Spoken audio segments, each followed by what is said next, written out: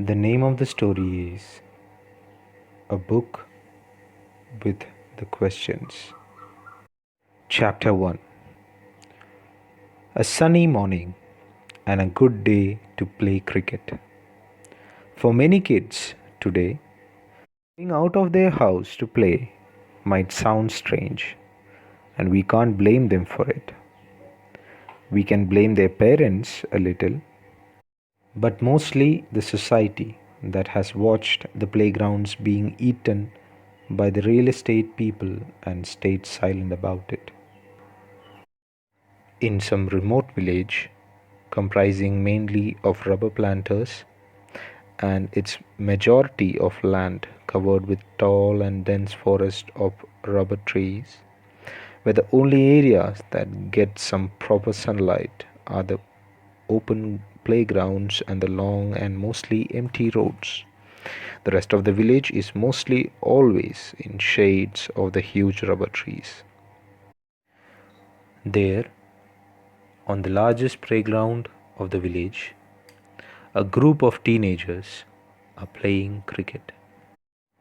The playground is surrounded by a thick rubber forest and has no houses nearby except for the old, goofy, and abandoned house on the other side of the ground.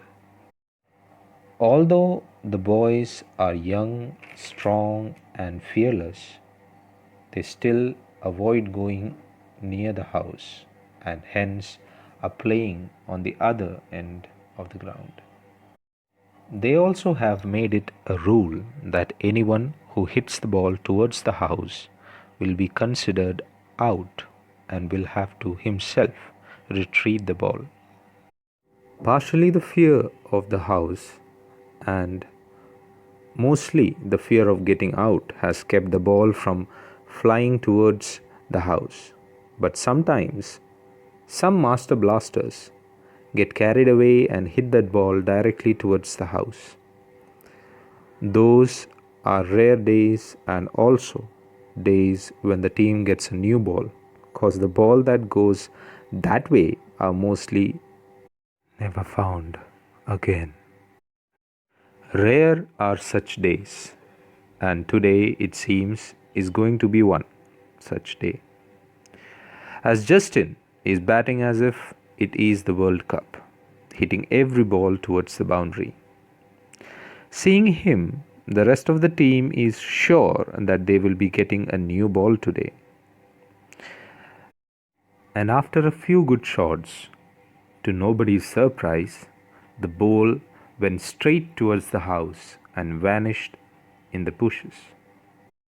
The player who was next in line for batting, who had already started running towards Justin the moment he saw him hit towards the house, reached him and took over the bat from him. Justin, who was riding high on the sixes and fours, suddenly came back on the ground and started walking towards the house with his head hanging down. As he reached the end of the ground and entered into the property with the house in the middle, he started looking around for the ball. He was not a fearless guy, and he had heard the various stories that the village had about the house. Now these stories were same as any other abandoned house sitting in the middle of a dense forest will create, involving a ghost, loud and strange noises at night. But today it was different. Firstly, it was daytime and sun was shining bright. And ghosts mostly are believed to work only night shifts. And more importantly, Justin didn't wanted to spend money on a new ball. So he searched and searched. In the meanwhile, his not so helpful friends were shouting, asking him to quit searching and go and buy a new ball. After looking around for maybe 15 minutes or 20, he finally spotted the ball, and by then, one of the fielders had come in to help him. The friend quickly ran back to the field with the ball, but as Justin had got out, he didn't had anything to do for some time. So he decided to check out the infamous house.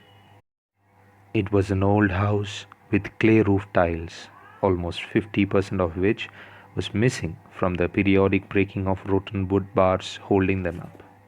Justin was always curious to check out the house, but never had the situations as today. He walked into the house, and there were small plants growing inside, rats and other insects roaming around. Walking along the corridor, he reached the middle section of the house. There was a courtyard in the middle with an open roof. The house was a Nalikattu. It's an ancient Vastu style of house building. It can be spotted from the four-edged, open-roofed courtyard in the middle of the house.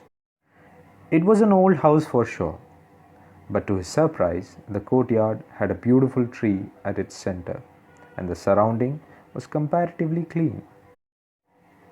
Justin, after admiring the beauty of the scene and feeling bad for not having his phone with him for capturing the amazing sight in front of him, slowly and carefully moved towards a room. It was a big room with an old style bed and an old cupboard with a broken door. There was a big bookshelf, and books were Justin's first love. He had loved reading all kinds of books, but mostly historic ones, because he believed that our history can help us become better people. So he quickly moved towards the bookshelf. It was a beautiful bookshelf with about 100 books. The shelf had different racks for different size books. But to his disappointment, almost all the books were worn out, with termites destroying all the pages, making them totally unreadable. As he was looking for at least one book that was readable, in the lower rack he came across a book that looked as if not belonging to the shelf at all. It was untouched by termites or dust. Its color too hadn't faded even a little. It looked as if just out of the box. He went down and took the book out of the shelf. When he first held the book, it felt weird. It felt very soft and very light. Too light for its size. Its outer cover was covered with blue feather that had a rainbow shine to it. All of it was unnatural, even in normal circumstances, but to find such a book in such a situation was impossible. But he was holding it, and that had made it real. The book had a large pink diamond on a peacock-shaped frame with a chain connecting to the back cover of the book. Filled with excitement and a little bit of fear, he opened the lock and then the book.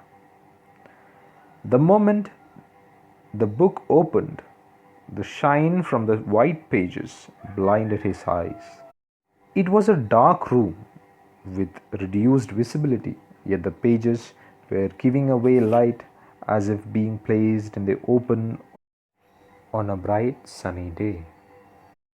Justin was sure by now that there was something unnatural about the book. Once his eyes had adjusted to the shine of the pages, he looked at them. It was unlike he had ever seen. It was thick, yet seemed light, and the pages had criss-cross patterns running through them like you see in clothes, and it looked like watermark. But the most weird thing about the book was that it was all empty. There was not a single word written on it. Filled with wonder and fear, with his heart beating faster than ever, he touched the page. It felt like patting a living creature with fur. It was soft and smooth.